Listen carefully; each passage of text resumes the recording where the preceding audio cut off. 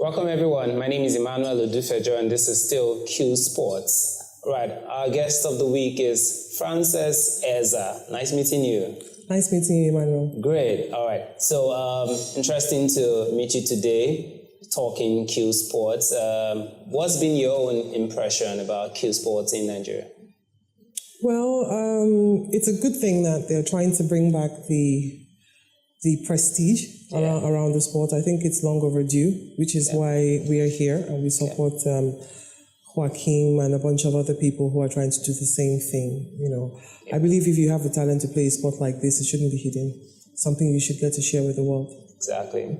All right. So you've obviously got the talent for the sports. How did that start? What was your journey like?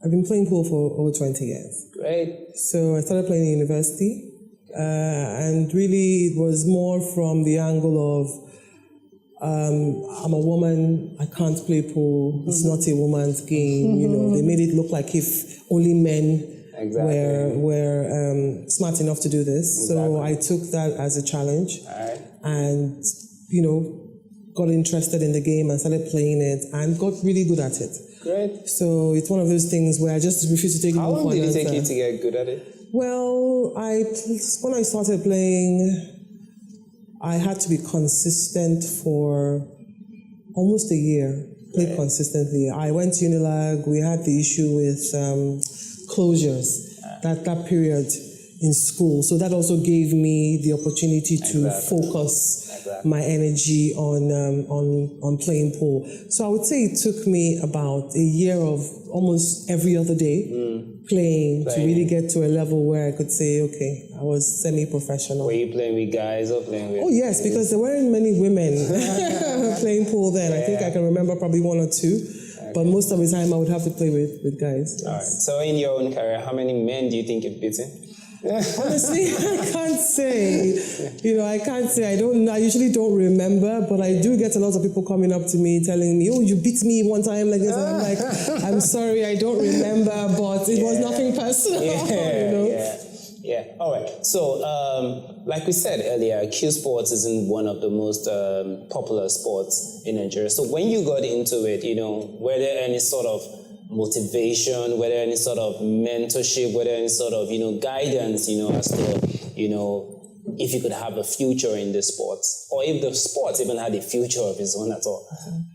Well, as at the time I got into playing pool, it wasn't about the game as a sport per se in the country. It was leisure, it was something, it was physics. Let me call it that. It was physics. Physics is one of the subjects that I like. And I liked when I was in school. I was very good at physics. So it was easy for me to understand the concept behind the sport because I already had that background in physics. Also watching other players internationally. So the Steve Davis, Kelly Fisher, Ronnie Sullivan. It was impressive just seeing what they could do with this. And then when you get into the sport, you realize that this is not just about a cue stick and a ball. Exactly. It's chess, it's strategy. So. You really have to put, a lot of physical and mental effort into this as well. Maybe more mental than even physical. Yeah, probably more. But sometimes it can be exhausting physically when you have to play, a certain number of frames. But, then you realize that this is almost as hard as other sports. People shouldn't look at it as a trivial kind of thing. So you just get more drawn into that. So I would say back then, like I said, it wasn't really more about the sport or the game as a sport, but it was more about, this is an interesting thing to do. It's a very fantastic way to pass time. To me, it's no different from if you're sitting down and you're playing chess and you're trying to get better at it. Exactly. So did you have any particular mentors?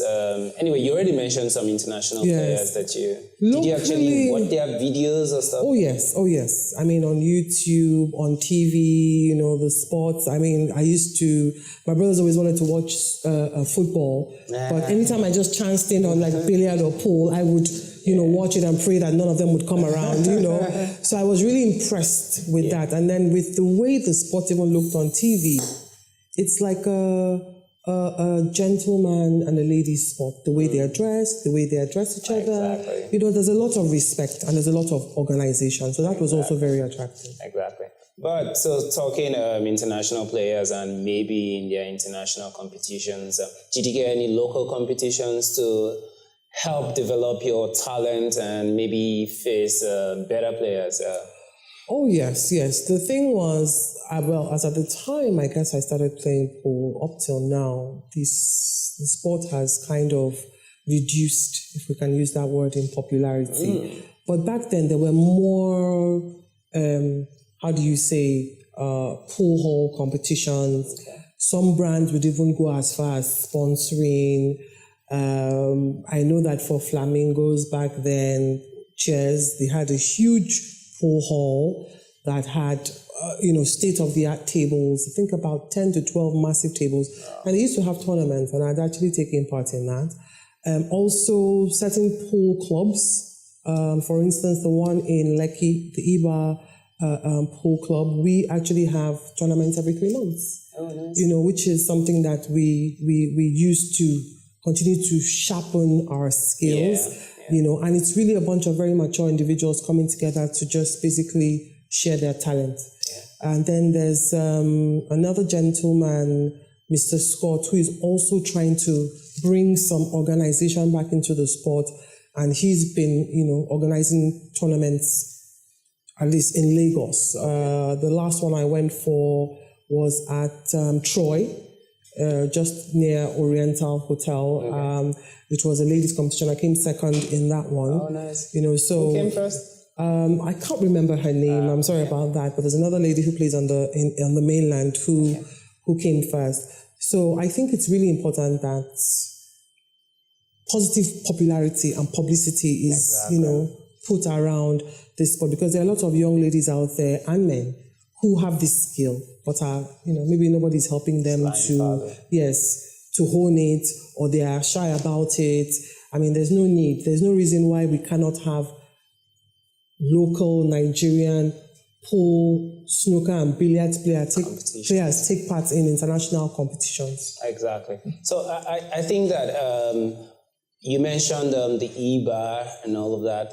Do you think that, do you have new players coming into those competitions, and do you think the organizers go out to scout for new talents? I mean, maybe in schools, maybe, just in society in general. Do you think there's a way to get a new influx of players?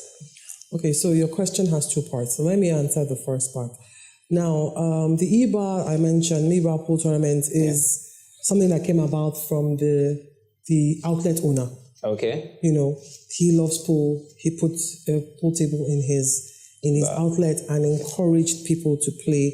He does the tournaments. They give out prize money and all of that. But it's closed because it's for the people who come to that area and come to that outlet. You understand?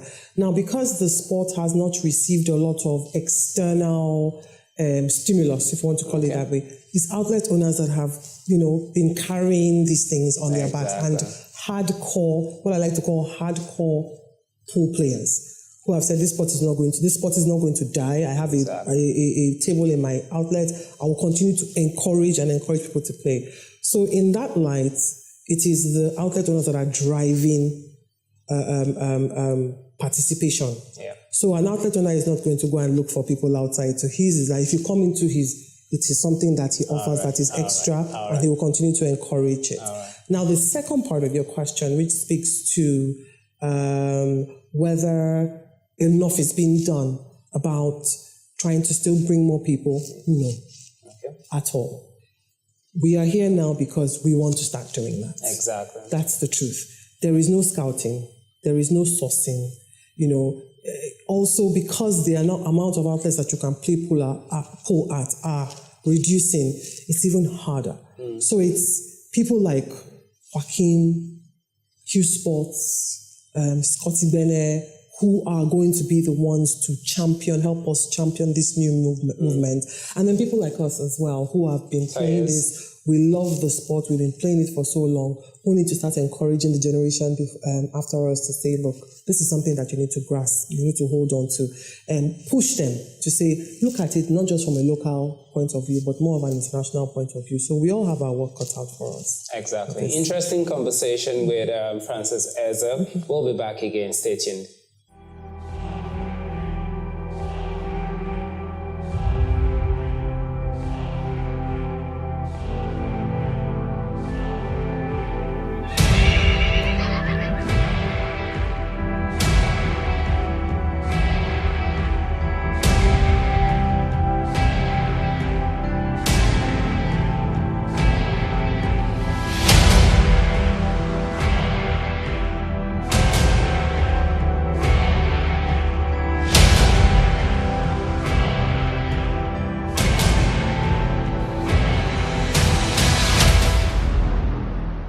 Welcome back, everyone. My name is Emmanuel Odufejo, and this is still Q Sports, your one-stop shop for all things sports. Our guest of the week has been here, and she has been delightful. It's been interesting talking to her and trying to get her understanding of Q Sports, or basically snooker, something that she's been doing for over 20 years. 20 years. Fantastic.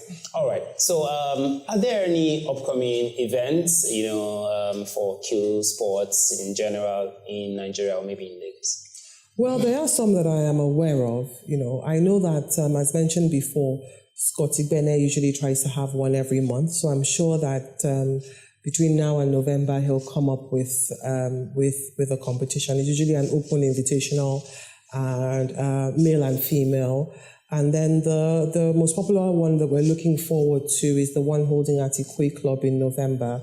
So we have Joaquim and a gentleman called Mr. John Oyis, who is the owner of Q Games. Okay. He's been able to reach out to Ikoyi Club to convince them to host an invitational, just to also put us on that path of bringing this game back to life again.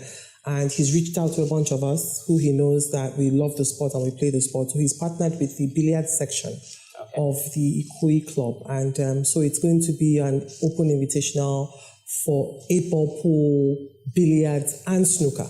And we're really, really looking forward to that. We believe that, if we can get a good turnout, that's a very, very good start to better things to come.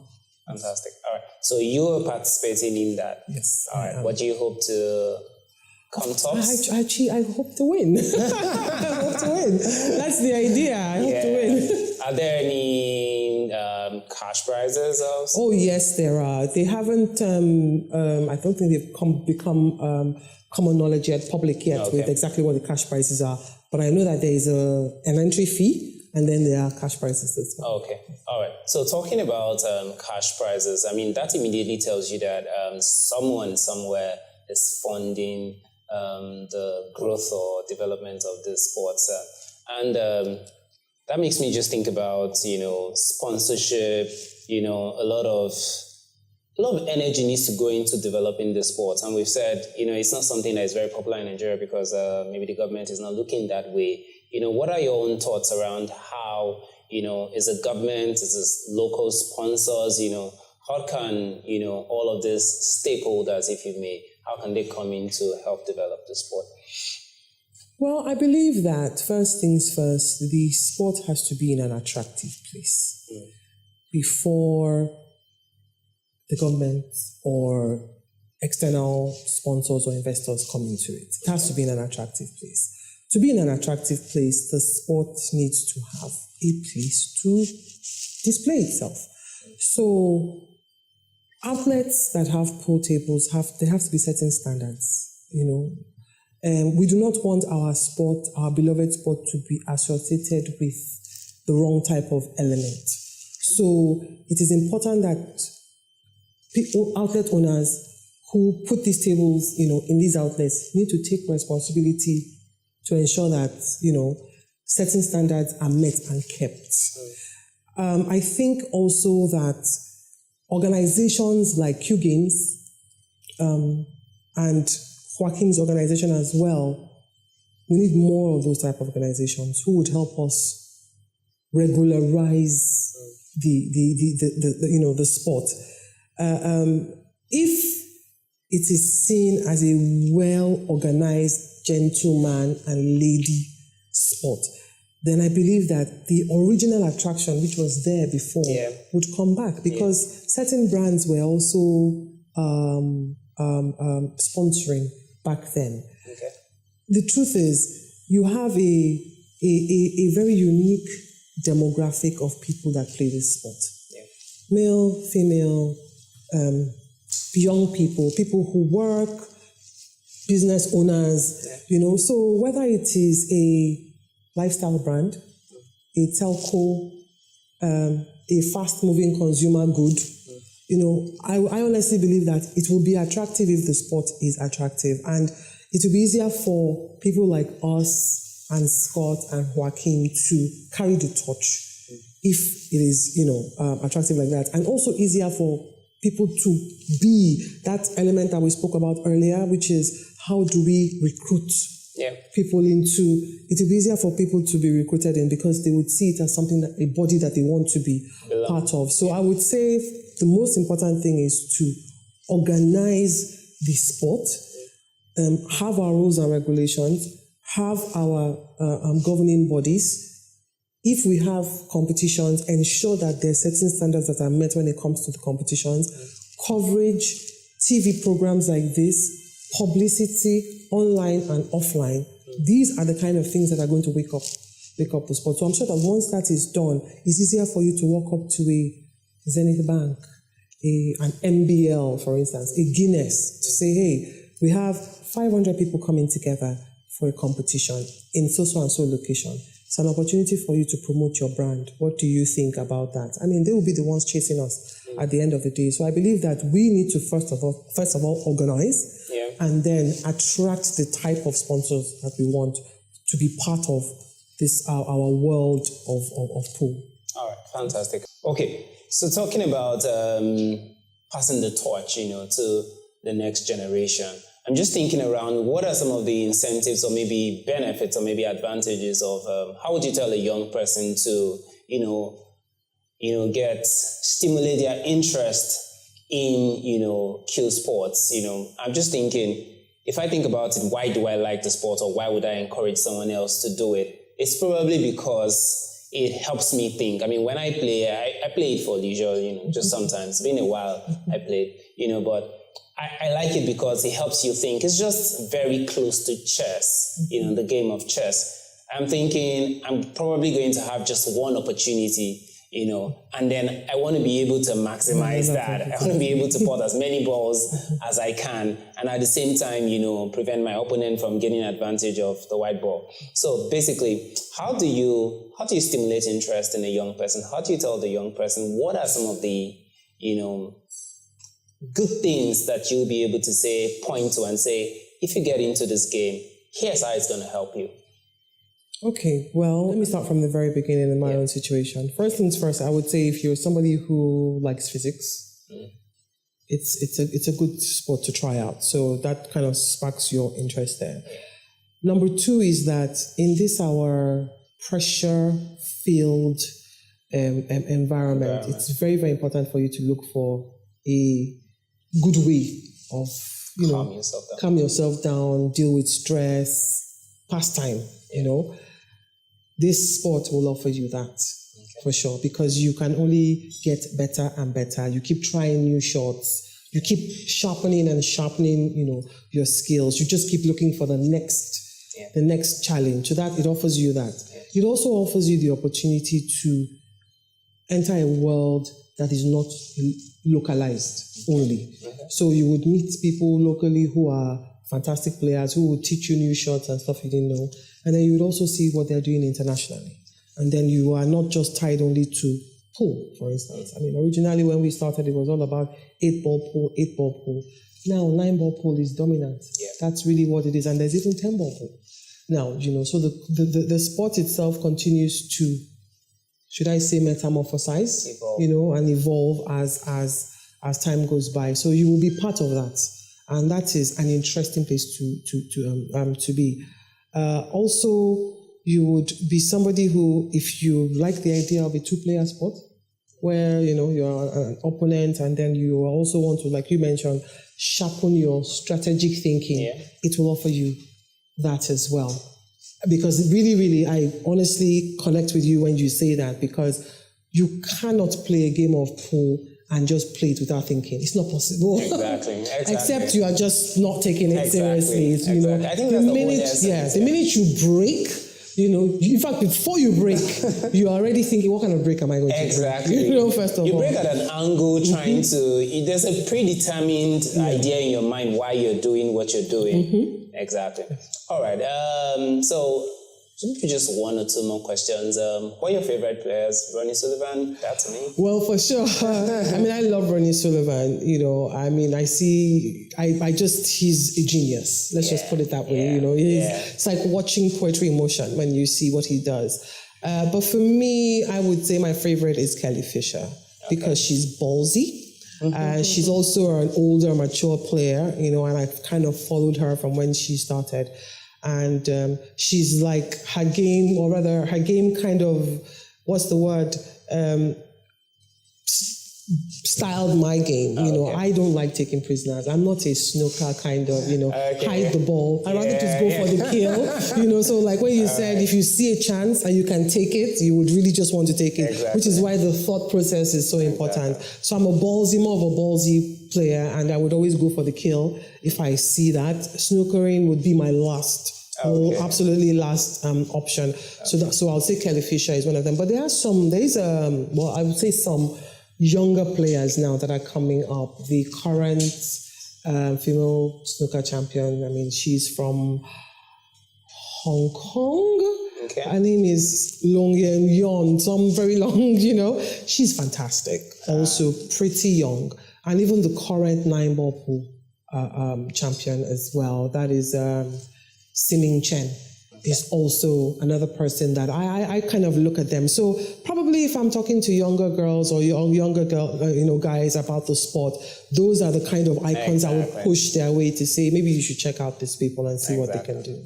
All right, lastly, give me one advice. So when I play, I'm always torn in between, maybe the devil and the deep blue sea. Basically, if I am playing and it's not a serious game, then I like to play all the shots and all of that. But once it's competition, then I go slow. I don't want to make any mistakes. So I'm just playing all the slow balls. I need to be sure of But I noticed that when I go slow and I'm trying to be cautious, I tend to lose. So maybe just play it, free, and then just try all your shots and enjoy the game. That times I win. So I don't know which one to do. Should you just play it, enjoy it, take risk, or just be cautious? How? Well, I would say that once you are involved in it, do what you love. Do what you love. So whether it's a serious competition or not, you need to be enjoying yourself. Exactly. Because the bottom line is there can only be one winner. Yeah. Do you understand? So you need to enjoy yourself. I think it's a combination of both. Okay. There are times when you need to take those slow shots and you know that you don't need to be risky at this point in time. And then there are times when you're just like, you know what, I'm going to go for that double. People think it's impossible, but I know I can put that shot. Exactly. So there are times when you need to take it to that level. So I think it will be a combination of both. But in everything, I always say, no matter what you do, ensure that you enjoy yourself. Fantastic. And I have enjoyed myself talking to Frances Ezah. Nice meeting you again. Same here, Manuel. Right. Stay tuned. We'll still be back. This is still Q Sports, and my name is still Emmanuel Odufejo.